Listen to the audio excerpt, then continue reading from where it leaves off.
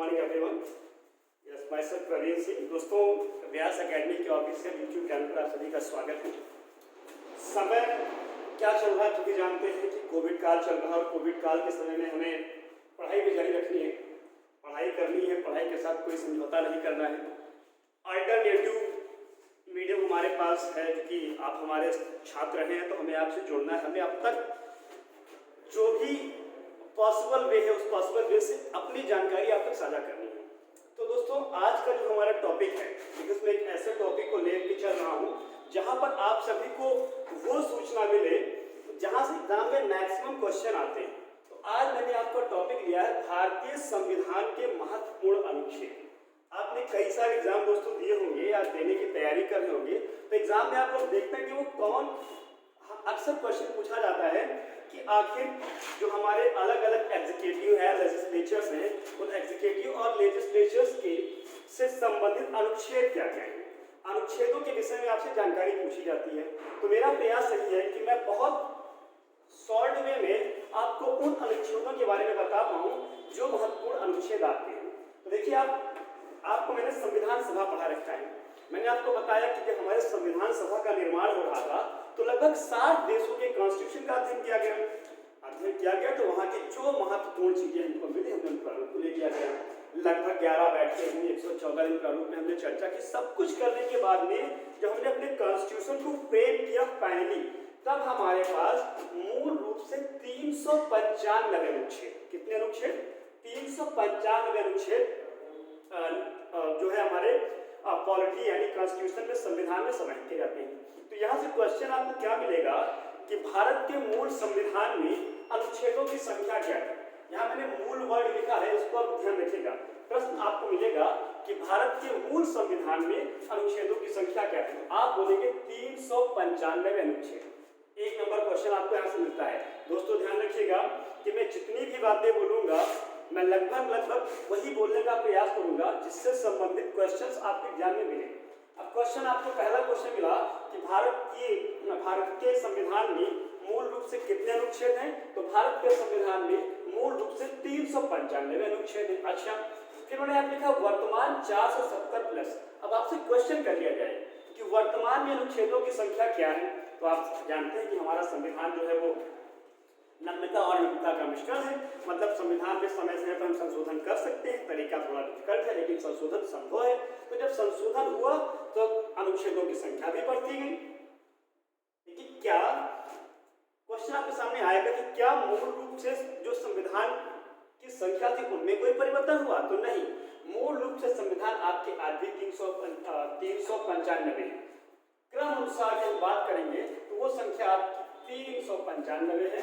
बाकी अलग अलग क्या होते हैं, कॉन्स्टिट्यूशन आपके जो होते हैं वो चेंज होते रहते हैं। यानी जब आप बात करेंगे यहाँ पे क्रमानुसार यानी संख्या अनुसार की आप बात करेंगे तो आज भी 395 अनुच्छेद हैं। बाकी आपके क्लॉजेस बना करके कॉन्स्टिट्यूशन को फ्रेम किया जाता है। लगभग 470 जो आपके नंबर्स है वो कॉन्स्टिट्यूशन के यहाँ पर है। तो यहाँ पे मैंने किया क्या है कि आपके जो प्रीवियस के जो क्वेश्चंस हैं उन क्वेश्चंस को देख करके मैंने जो महत्वपूर्ण आपके एग्जीक्यूटिव हैं, लेजिस्लेचर हैं, है ना, उनसे संबंधित जो महत्वपूर्ण अनुच्छेद हैं जहाँ से प्रश्न उठते हैं उनको मैंने यहाँ पर आपको पढ़ाने का प्रयास किया है। जैसे संविधान के हम भाग 1 की बात करें तो भाग 1 में क्या बोला गया कि भारत जो है वो राज्यों का संघ है। आप जानते हैं भाग 1 में क्या बोला गया कि भारत राज्यों का संघ है। आप जानते हैं राज्यों का संघ यानी कई राज्यों को मिलाकर के आपके देश की स्थापना हुई है। फिर बोला गया अनुच्छेद 2 में राज्य के निर्माण एवं स्थापना। अनुच्छेद 2 में क्या बोला गया कि हम नए राज्यों की स्थापना कर सकते हैं, नए राज्यों का हम लोग निर्माण कर सकते हैं। तो आपसे क्वेश्चन पूछा जाएगा कि किस अनुच्छेद में ये कहा गया है कि भारत राज्यों का संघ है। तो अनुच्छेद 1 में बोला गया कि भारत राज्यों का संघ है। फिर अनुच्छेद 2 में क्या बात बोली गई? अनुच्छेद 2 में ये बताया गया कि नए राज्यों का निर्माण एवं स्थापना हो सकती है। फिर आपके मन में आएगा कि अगर कोई स्थापित राज्य है ऑलरेडी और उस राज्य के नाम में परिवर्तन करना हो, उसके सीमा क्षेत्र में परिवर्तन करना, तो कैसे किया जाएगा? तो अनुच्छेद आर्टिकल 3 हमारा क्या बोलता है? आर्टिकल 3 बोलता है कि नए जो राज्य हैं उनकी सीमा क्षेत्र में हम लोग क्या कर सकते हैं? परिवर्तन कर सकते हैं, प्रावधान कर सकते हैं। लेकिन अब यहाँ से क्वेश्चन क्या बनता है कि आखिर परिवर्तन करने की शक्ति किसको प्राप्त है? तो ये परिवर्तन करने की शक्ति, नाम परिवर्तन करने के, सीमा क्षेत्र को परिवर्तन करने की प्राप्त है भैया? संसद को। देखिए हंसते मुस्कुराते हुए पढ़िए, एकदम समझ लीजिए कि आप लोग क्लास में सीटों पर बैठे हुए हैं और हम लोग आपके सामने बैठे हुए हैं। हमारे द्वारा हर संभव प्रयास किया जा रहा है कि आपको अच्छे से अच्छा इंपॉर्टेंट कंटेंट आप तक पहुंचाया जाए। आपका प्रयास क्या होना चाहिए कि कोविड-19 में जो आपको टाइम मिला हुआ है, इस टाइम में जितना ज्यादा आप इस टाइम को बेनिफिशियल बनाते, बिकॉज जैसे ही आपके लॉकडाउन यानी कोविड-19 का असर कुछ कम होगा, आपकी पूर्व निर्धारित सारी की सारी परीक्षाएं होंगी। तो परीक्षाएं अपने समय पे होना है, तो तैयारी भी आपके अपने समय पे चलती रहनी चाहिए। देखिए बड़ा प्यारा सा कोड है कि अगर आपको वृक्ष को काटने का समय मिले, यानी 18 से 20 घंटे का समय मिले, तो मैक्सिमम टाइम में आप क्या करिएगा? अपनी आरी को तेज करिएगा, और तो क्या होगा कि वृक्ष आपका बहुत जल्दी बहुत तीव्र गति से मिलेगा। तो ये जो गोल्डन टाइम आपको मिल रहा है घर बैठने का, ये टाइम क्या है? आपको अपनी धार को तेज करना है। कितनी तेज करना है? कि जैसे ही आप इस कोविड-19 के दौर से बाहर आए और जो पहली परीक्षा दें, तो उसमें आपका जो सिलेक्शन लिस्ट है, चमचमाता हुआ आपका नाम हो, जिसको देख करके आप और आपके माँ बाप क्या हो? गौरवान्वित महसूस करें। तो ये मौका प्रकृति आपको दे रही है, उस मौके को यूटिलाइज करना काम आपका है। खैर, मैंने बोला कि भाग 1 में क्या बोला गया, अनुच्छेद 1 में क्या बोला गया कि भारत राज्यों का संघ होगा। 2 में क्या बोला गया? राज्यों की स्थापना व निर्माण। 3 में क्या बोला गया कि राज्यों के हम लोग नाम में परिवर्तन कर सकते हैं, सीमा क्षेत्र में परिवर्तन कर सकते हैं, लेकिन यह अधिकार किसे होगा? यह अधिकार आपकी संसद को होगा। फिर हम लोग बात करते हैं भाग 2। तो ये 1 से 4 तक क्या है आपका? अनुच्छेद का भाग 1 है। भाग 2 में बात क्या किया हमने? अनुच्छेद 5 से 11 तक। मैंने आपको विजुअल क्लास में नागरिकता के बारे में बताया है। तो अनुच्छेद 5 से 11 तक हम लोग क्या बात करते हैं? नागरिकता की बात करते हैं, यानी हिंदुस्तान में रहने वाले नागरिक कैसे हिंदुस्तान का नागरिक माना जाएगा, वो जन्म से माना जाएगा या फिर वंशानुगत, lots of term of their and I have explained each and every one. Okay, part 3 की हम बात करें तो अनुच्छेद 12 से 35 तक। कहां से? 12 से 35 तक। यहां पे हमने किसके बात की? ये भी आपको मैं एक्सप्लेन कर चुका हूं ड्यूरिंग आवर क्लास। तो 12 से 35 में हमने किसकी बात की है?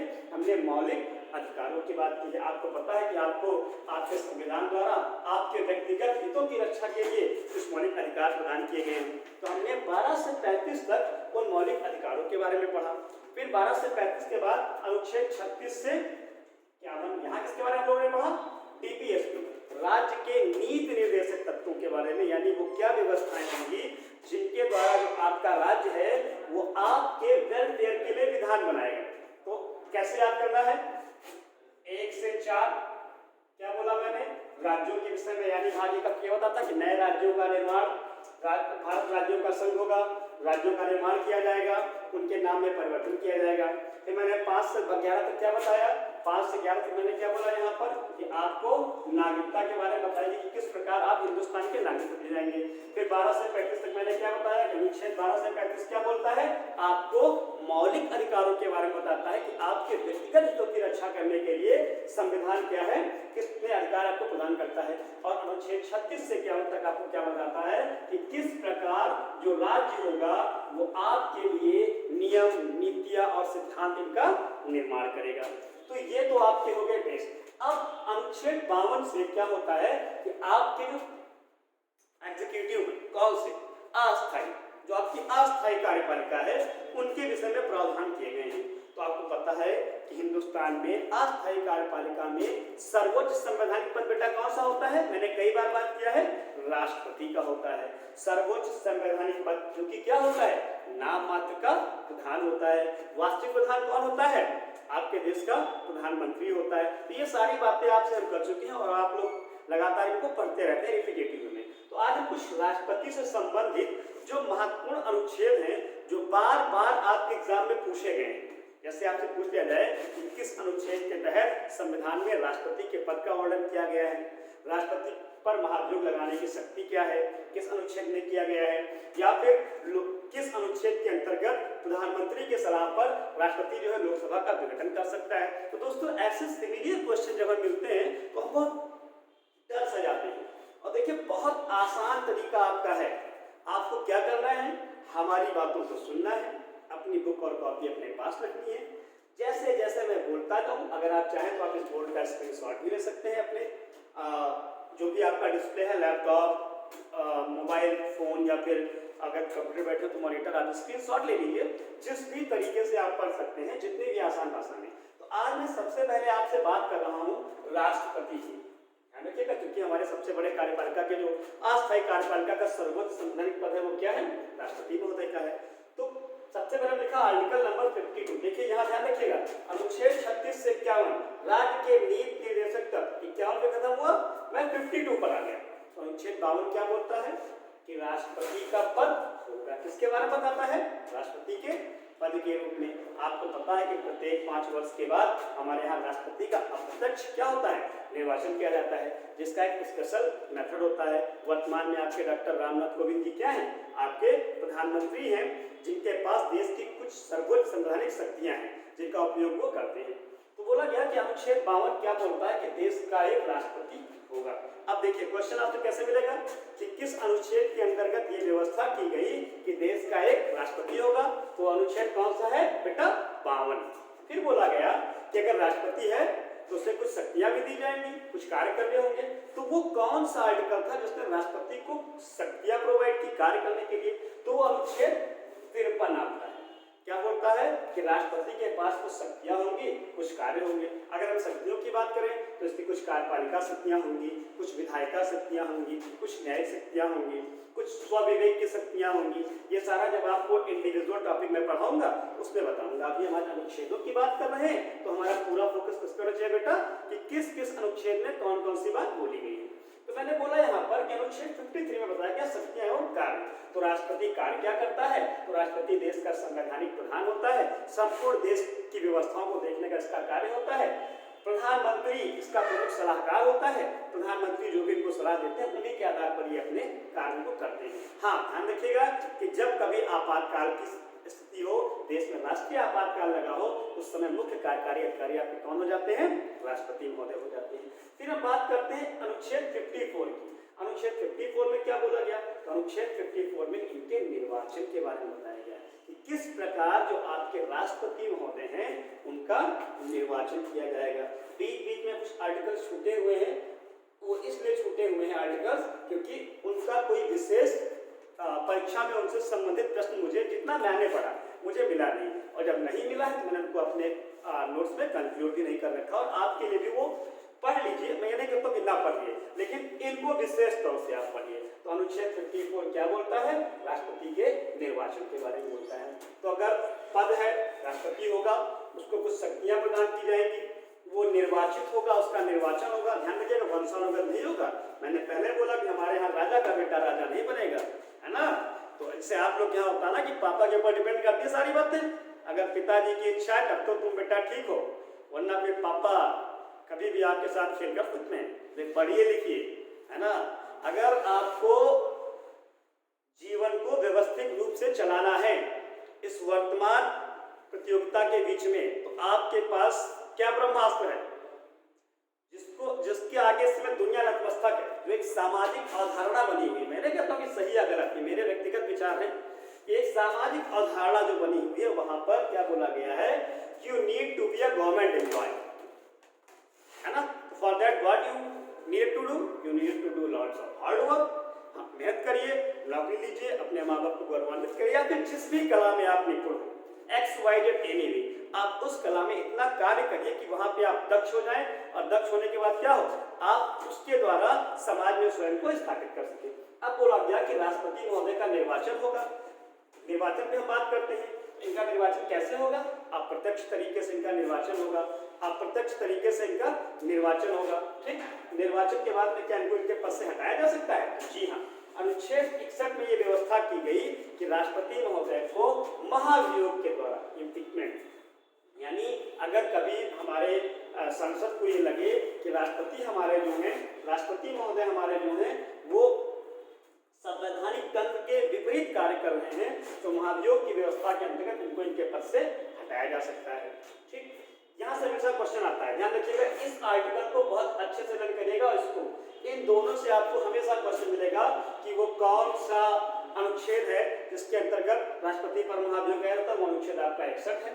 फिर वो कौन सा अनुच्छेद है जिसके अंतर्गत राष्ट्रपति को क्षमादान की शक्ति दी गई। क्षमादान के बारे में आप जानते हैं कि राष्ट्रपति हमारा सर्वोच्च संवैधानिक प्रधान होता है, तो जिसको शक्ति प्रदान की गई है कि अगर कोई व्यक्ति है ना, जिसको मृत्यु दंड दिया गया है, तो वो राष्ट्रपति से अंततः दया याचिका कर सकता है, यानी इनके पास मृत्यु दंड को भी माफ कर करने का अधिकार होता है, ये ध्यान रखिएगा। ये सजा को कम कर सकते हैं, सजा को कम कर सकते हैं, सजा को परिवर्तित कर सकते हैं, अथवा यह सजा को समाप्त कर सकते हैं। तीनों शक्तियां इनके पास होती हैं। फिर बोला गया कि आर्टिकल नंबर 85 अनुच्छेद 85 क्या बोलता है? अनुच्छेद 85 में बताया गया कि प्रधानमंत्री की सलाह पर जो आपके राष्ट्रपति महोदय हैं, राष्ट्रपति महोदय प्रधानमंत्री की सलाह पर क्या कर सकते हैं? लोकसभा का विघटन कर सकते हैं। अब विघटन की क्या दशा होगी? या तो सरकार अल्पमत में आ जाए, या फिर प्रधानमंत्री ने त्यागपत्र दे दिया हो, या और अन्य दशाएं। यानी ये क्या कर सकते हैं? इनको लोकसभा को विघटित करने का भी अधिकार होता है। किसको होता है? आपके राष्ट्रपति महोदय को। दोस्तों अनुच्छेद इससे आसान तरीके से आप याद नहीं कर पाएंगे, बहुत ज्यादा स्टेप बाय स्टेप। अनुच्छेद 52 राष्ट्रपति का पद, 53 शक्ति एवं कार्य, 54 निर्वाचन, 61 महाभियोग, 72 क्षमादान, 85 लोकसभा का विघटन। अनुच्छेद 1, 2, 3 क्या बोलता है राष्ट्रपति के बारे में? अध्यादेश जारी करने की शक्ति। इसके विषय में मैंने आपसे क्लास में बात भी कई बार की है कि जब कभी आपकी जो संसद हो वो सत्र में ना हो, संसद सत्र में ना चले, तो राष्ट्रपति क्या कर सकते हैं? अध्यादेश जारी कर सकते हैं, जो उतना ही प्रभावी होगा जितना कि संसद द्वारा बनाया गया कोई विधान। यानी इनकी क्या शक्ति होती है? अध्यादेश जारी करने की शक्ति। और अगला आता है 143 सुप्रीम कोर्ट से सलाह लेने की शक्ति। यानी अगर राष्ट्रपति महोदय को ऐसा लगता है कि उन्हें किसी विषय पर सुप्रीम कोर्ट से सलाह लेने की आवश्यकता है तो सुप्रीम कोर्ट से सलाह ले सकते हैं। यहाँ पर आपसे अक्सर क्वेश्चन बेटा कहाँ से पुटअप होते हैं? क्वेश्चन आपसे यहाँ से मिलेगा, आपको राष्ट्रपति का पद क्वेश्चन आपको अधिकतर यहाँ से मिलेगा। अनुच्छेद 61 महाभियोग, 72 क्षमादान, यहाँ से क्वेश्चन मिलेगा। और लोकसभा का विघटन। तो इन 3-4 आर्टिकल्स को हालांकि इंपॉर्टेंट सारे हैं, लेकिन जो मैं आपको 3-4 अनुच्छेद ये बता रहा हूँ इनको आप विशेष तौर पे देखिएगा। तो 1, 2, 3, 4, 5, 6, 7, 8 लगभग 8 अनुच्छेद आपके राष्ट्रपति के विषय में ऐसे हैं जो राष्ट्रपति को लेकर के बहुत ही ज्यादा महत्वपूर्ण होते हैं और जिनको आपको रट लेना चाहिए। कोई टेक्निक नहीं है बेटा, आपको किसी क्या बोलते हैं वो जो टेक्निक्स आप लोग शॉर्ट ट्रिक ढूंढते हैं, no need to find out any short trick. आप ऐसे ही इसको लिखिए एक पेज पर लगातार 3 से 4 बार आप पढ़िए। 3 से 4 बार पढ़ने पर बहुत ही आसानी से बेटा चीजें आपको याद हो जाएंगी। मेहनत करना पड़ेगा दोस्तों। अगर शॉर्ट ट्रिक के चक्कर में आप पढ़ेंगे तो हमेशा लाइफ में शॉर्ट ट्रिक्स आप ढूंढा करेंगे, कोई आवश्यकता नहीं शॉर्ट ट्रिक ढूंढने की। तो मैंने आपकी कार्यपालिका में राष्ट्रपति की बात की। अब राष्ट्रपति के बाद में दूसरा पद आता है, वो कौन सा बेटा होता है? वो होता है अगर आप चाहें तो स्क्रीनशॉट ले सकते हैं इसका, मैं 2 मिनट में रुका हुआ हूँ, तो स्क्रीनशॉट अगर आप चाहें तो आप ले सकते हैं। ये आपका राष्ट्रपति लिखा हुआ है, राष्ट्रपति ये लिखा है 52। स्क्रीनशॉट अगर आपने ले लिया हो तो मैं आपका जो अगला पद यानी उपराष्ट्रपति उससे संबंधित कुछ महत्वपूर्ण अनुच्छेदों के विषय में बेटा आपको बताता हूँ। देखिए बेटा, हमारे संस्थान का पूरा प्रयास है कि आपको कुछ बेहतर कुछ अच्छा दिया जाए। जितनी मेहनत हम कर रहे हैं आपके लिए, उतनी ही मेहनत करना आपका भी काम है। हम दोनों अगर मेहनत करेंगे तो निश्चित तौर पर आपका जो भी आगामी कंपटीशन होगा, अगला कंपटीशन होगा और उसका जब रिजल्ट आएगा तो रिजल्ट लिस्ट में आपका नाम होगा। हम भी खुश होंगे, आप भी खुश होंगे। एक छोटी सी कार्यावधि में हम इतनी मेहनत कर लें कि हमारा जो आउटपुट है वो इतना अच्छा हो कि हमारे पूरे फ्यूचर को क्या करे, चेंज कर दे। ओके, तो अब हमने राष्ट्रपति के बारे में बात की। राष्ट्रपति के बाद में हमारा जो दूसरा संवैधानिक पद आता है बेटा, वो कौन सा होता है? उपराष्ट्रपति का। थोड़ा सा इनके बारे में जान लेते हैं, उपराष्ट्रपति महोदय के बारे में। तो उपराष्ट्रपति की अगर हम बात करें, आपके देश में राष्ट्रपति के बाद में एक उपराष्ट्रपति के पद की व्यवस्था की गई है, जो राष्ट्रपति के न रहने पर उपराष्ट्रपति के रूप में देश के संवैधानिक व्यवस्था को संभालेंगे। और जब ये राष्ट्रपति के रूप में कार्य करेंगे, राष्ट्रपति के न रहने पर जब ये राष्ट्रपति के रूप में कार्य करेंगे तो इनकी सारी शक्तियां राष्ट्रपति के बराबर होंगी। हालांकि ये राष्ट्रपति के रहने पर उपराष्ट्रपति जो होते हैं ये राज्यसभा के पदेन सभापति, राज्यसभा के पदेन सभापति के रूप में कार्य करते हैं और इनको वेतन भत्ते वगैरह इसी रूप में मिलते हैं। कब? जब ये राष्ट्रपति आपका अपने पद पर विराजमान रहता है उस समय किस रूप में कार्य करते हैं? राज्यसभा के पदेन सभापति के रूप में। यानी राज्यसभा की कार्यवाही को चलाने का सारा कार्य किसके ऊपर होता है? आपके उपराष्ट्रपति के ऊपर होता है। अब आपसे पूछा जाएगा कि आखिर कौन सा अनुच्छेद है जहां पर उपराष्ट्रपति महोदय के पद का वर्णन किया गया। तो अनुच्छेद देखिए आप लोग, अनुच्छेद 63 किसके बारे में बताता है? 63 अनुच्छेद 63 किसके बारे में बताता है? उपराष्ट्रपति के पद के क्या बताता है कि भारत में एक उपराष्ट्रपति का पद होगा जो राष्ट्रपति के न रहने पर राष्ट्रपति के रूप में कार्य करेगा अथवा वो राज्यसभा के पदेन सभापति के रूप में कार्य करेगा। ठीक, यानी अनुच्छेद 63 क्या बोलता है? इनके पद के रूप में बताता है। और अनुच्छेद 64 में क्या बोला? ये क्या होगा? ये पद बताता है यानी उपराष्ट्रपति होगा। इसने क्या बोला? उपराष्ट्रपति होगा। अब उपराष्ट्रपति है तो ये कार्य क्या करेंगे? अनुच्छेद 64 ने बोला कि ये राज्यसभा के किसके बेटा? राज्यसभा के पदेन सभापति के रूप में कार्य करेंगे। किसके रूप में कार्य करेंगे? राज्यसभा के पदेन सभापति के रूप में। अब आपसे क्वेश्चन यहाँ से कैसे उठेगा? पहला क्वेश्चन, राज्यसभा का संचालन किसके द्वारा किया जाता है? तो सभापति के द्वारा किया जाता है। वो कौन सा संवैधानिक पद है जो राज्यसभा के सभापति के रूप में कार्य करता है? तो वो पद किसका है? उपराष्ट्रपति का है। किस अनुच्छेद में उपराष्ट्रपति के पद का वर्णन किया गया है? तो वो अनुच्छेद कौन सा बेटा आपका है? अनुच्छेद 63 है, जिसमें आपके राष्ट्रपति के पद का वर्णन किया गया है। किस अनुच्छेद में ये बताया गया कि जो उपराष्ट्रपति के पद का वर्णन किया गया है? किस अनुच्छेद में ये बताया गया जो उपराष्ट्रपति होगा वो राज्यसभा के पदेन सभापति के रूप में कार्य करेगा? तो आप बोलेंगे अनुच्छेद 64 में ये बताया गया। फिर आपसे क्वेश्चन किया जाएगा कि राज्यसभा के सभापति को किस रूप में वेतन भत्ते मिलता है? यानी उपराष्ट्रपति होता है वो तो उपराष्ट्रपति के रूप में वेतन भत्ता मिलता है या राज्यसभा के पदेन सभापति के रूप में? तो आप क्या बोलेंगे? उसको जो वेतन और भत्ते होते हैं वो राज्यसभा के सभापति के रूप में मिलते हैं। तो जितने क्वेश्चन मैंने बोले आपको ये सारे नोट करने हैं डिटो, और उनके आंसर्स आपके बोर्ड पर दिए हुए हैं। ये क्वेश्चन किसी किताब में नहीं है, मैंने खुद से फ्रेम किया, खुद बताया। मिलते जुलते क्वेश्चन आपको मिलेंगे। आपको क्या करना है? पढ़ते वक्त खुद से क्वेश्चन फ्रेम करने हैं और खुद ही जवाब देना है ना? यानी आप क्या बोलिए ना, एक सुक्ति है कि आप दीपो भव, अपना प्रकाश स्वयं बने। तो अभी आपको क्या करना है भाई? कोविड-19 चल रहा, घर पे, तो आप दीपो भव भाई, स्वयं का प्रकाश खुद बनिए, खुद पढ़िए, खुद पढ़ाइए, दोनों काम करिए, आनंद आएगा। ठीक है ना? तो हमने बात कर ली किसकी? पहले हमने बात की सर्वोच्च संवैधानिक पद कार्यपालिका में राष्ट्रपति की, फिर हमने बात कर ली उपराष्ट्रपति की, है ना? अब इसके बाद जो कार्यपालिका में तीसरा पद आता है वो कौन सा होता है? प्रधानमंत्री का। इसका पद होता है प्रधानमंत्री का। प्रधानमंत्री के बारे में थोड़ी बात करते हैं। वर्तमान में आपको पता है कि हिंदुस्तान में हमारे यहाँ नरेंद्र दामोदर मोदी जी हमारे प्रधानमंत्री हैं। इनकी कार्यशैली से आप परिचित हैं। पूरे विश्व में हिंदुस्तान का डंका बज रहा है ना? कुछ ऐसे कार्य इन्होंने किए, और अगर आप इनको आइडल के रूप में देखें तो नो डाउट, अगर आप सपोज करिए कि एक ह्यूमन के रूप में अगर आप देखते हैं तो वर्किंग कैपेसिटी कहीं ना कहीं जो इनका उम्र है उसके अकॉर्डिंग हमें इनसे सीखने की आवश्यकता है कि किस तरह से हम इनसे सीख सकते हैं। एक व्यक्ति जो बिना थके लगातार कार्य करता है। खैर, हम अपने विषय पर वापस आते हैं। हमारा विषय आज का क्या है?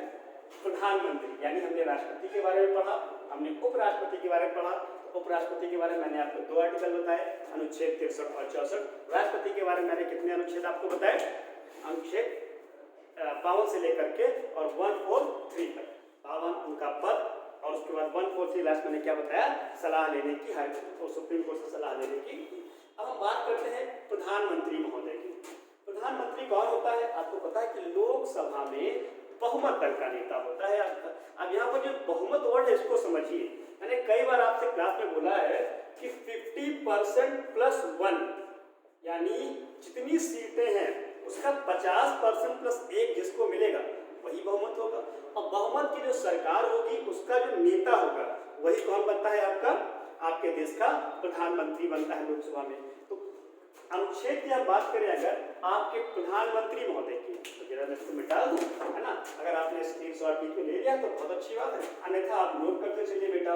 और स्क्रीनशॉट से बेहतर होगा कि आप इसको नोट करते चलिए। अगर नोट करते चलेंगे तो बहुत ज़्यादा वर्क करेगा आपके लिए, बिकॉज अगर मेरी बातों को आप सुन रहे हैं और लगातार लिख रहे हैं तो आपके लिए ज़्यादा बेनिफिशियल होगा। अब हम बात कर रहे हैं आपके प्रधानमंत्री के पद की।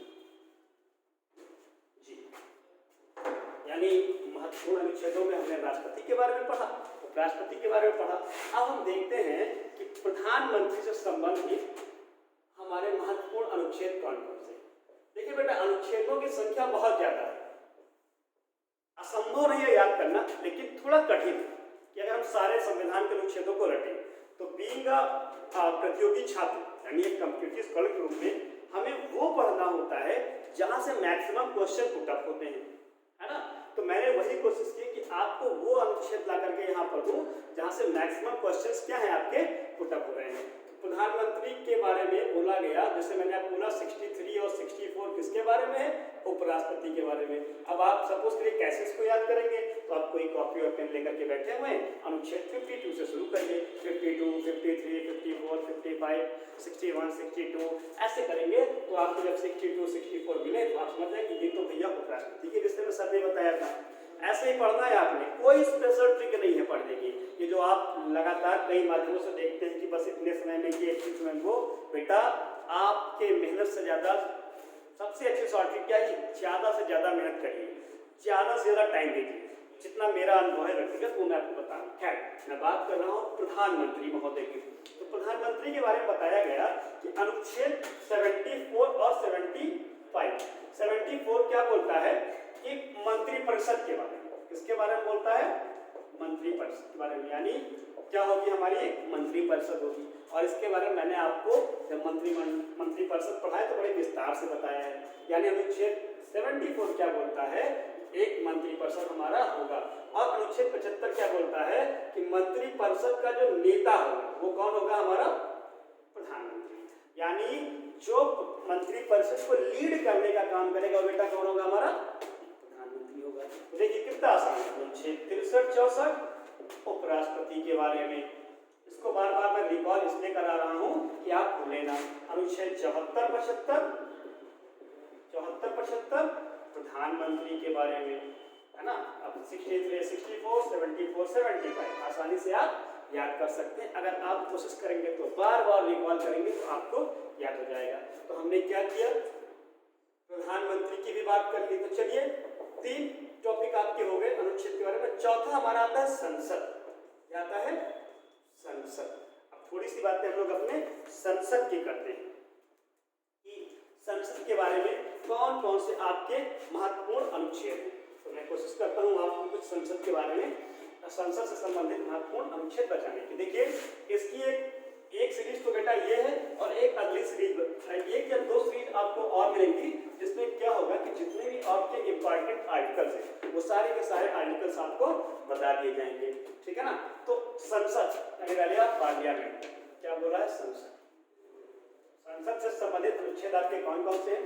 तो सबसे पहले अनुच्छेद 79, कौन सा, अनुच्छेद 79। अनुच्छेद 79 क्या बोलता है कि भारत में संसद होगा, भारत में संसद होगा। क्या होगा, संसद होगा। ठीक, अब संसद के बारे में मतलब समझते हैं। जैसे ही वर्ड संसद आपके सामने आए तो आप क्या समझते हैं, आप सिंपल भाषा में आपने कई किताब पढ़ा होगा कि लोकसभा, राज्यसभा और प्रेसिडेंट, आप इन तीनों को मिला के हमारे क्या होता है, भारत की संसद का निर्माण होता है। ये एक ऐसी संस्था है जो हमारे यहाँ पे विधि बनाने का कार्य करती है। क्या कार्य करती है, विधि बनाने का। यानी यही जो सारी विधि जो होते हैं, जो सारे बिल्स हैं वो आपके बनते हैं, जो कानून के रूप में हम लोगों पर या संपूर्ण भारत में लागू होते हैं। मैंने अनुच्छेद 79 में क्या बोला कि भारत में संसद। अब 80 क्या बोलता है, मैंने यहाँ पे लिख रखा है लोकसभा, राज्यसभा और प्रेसिडेंट। अनुच्छेद 80 क्या बोलता है कि अनुच्छेद 80 ने बताया कि हमारे यहाँ संसद का उच्च सदन होगा। क्या होगा, एक राज्यसभा होगी जिसको हम लोग क्या बोलेंगे, उच्च सदन। क्या बोलेंगे बेटा, उच्च सदन। और अनुच्छेद 81 में क्या बोला गया कि हमारी एक लोकसभा होगी जिसे हम लोग क्या बोलेंगे, निम्न सदन। क्या बोलेंगे बेटा, निम्न सदन। अब ध्यान से देखिए 79, 80 और 89। 79 क्या बोल रहा है कि भारत में संसद होगा। जैसे ही संसद आए तो आप क्या समझेंगे, लोकसभा राज्यसभा की बात हो रही है। तो 79 संसद, लोकसभा, राज्यसभा। 79 में क्या था, 80 पहले किसकी बात की हमने, राज्यसभा यानी उच्च सदन की। फिर 81 में किसकी बेटा बात कर ली, निम्न सदन यानी लोकसभा की। ठीक, इसके बाद आता है अनुच्छेद 100, संसद से ही संबंधित है। 20 के अनुच्छेद मैं आपको नहीं बता रहा हूं, तो इसको आप ये मत समझिएगा कि मैं बीच बीच में अनुच्छेद आपको नहीं बता रहा हूँ। जो महत्वपूर्ण अनुच्छेद हैं उन्हीं में बात की गई है। तो आज हमने संसद के अभी 3 अनुच्छेद पढ़ा है। अपनी अगली सीरीज में हम संसद के और अनुच्छेदों की बात करेंगे। 3 टॉपिक आपने पढ़ा, राष्ट्रपति, उपराष्ट्रपति और संसद। मैं उम्मीद करता हूँ कि बहुत ही आसान भाषा में, बहुत ही आसान तरीके से मैंने आपको बताने का प्रयास किया है, आपको समझ में आया होगा। तो बेटा इस वीडियो को आप ज़्यादा से ज़्यादा देखें, लाइक करें, कमेंट करें, शेयर करें और बार बार रिपीटेटिव वे में देख के कुछ अच्छा सीखने का प्रयास करें। Thank you everyone.